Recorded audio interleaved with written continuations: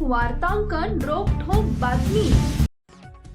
आदर्श आचारसंहितेच्या कालावधीमध्ये एक देशी बनावटीचं पिस्टल व 2 जिवंत काडतूस जप्त करून एकूण 50,400 रुपये किमतीचे मुद्देमाल ग्रामीण गुन्हे शाखेच्या वतीने हस्तगत करण्यात आला आहे।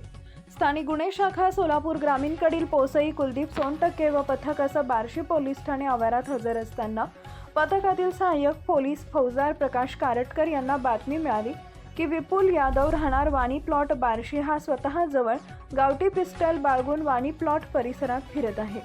त्या ठिकाणी गेल्यानंतर एक इसम उभारलेला दिसला। बातमीप्रमाणे संशय आल्याने त्यास ताब्यात घेऊन नाव पत्ता विचारले असता विपुल शिवाजी यादव वय वर्ष 29 राहणार वाणी प्लॉट बार्शी तालुका बार्शी जिल्हा सोलापूर असे नाव असल्याचे सांगितले।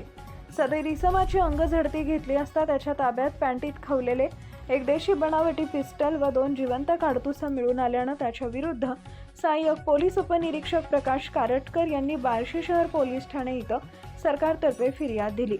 सदर गुन्ह्यात एक देशी बनावटीचं पिस्टल व 2 जिवंत काडतूस असे एकूण 50,400 रुपये किमतीचा मुद्देमाल हस्तगत करण्यात आला आहे।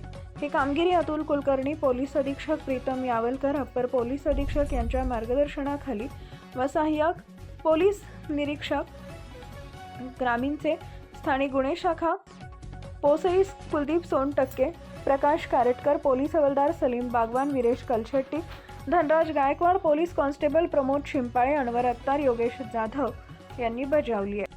महाराष्ट्रातील महत्त्वाच्या आणि ताज्या बातम्या पाहण्यासाठी आमच्या जय हो न्यूज चॅनलला सबस्क्राइब करा आणि बेल आयकॉन प्रेस करा।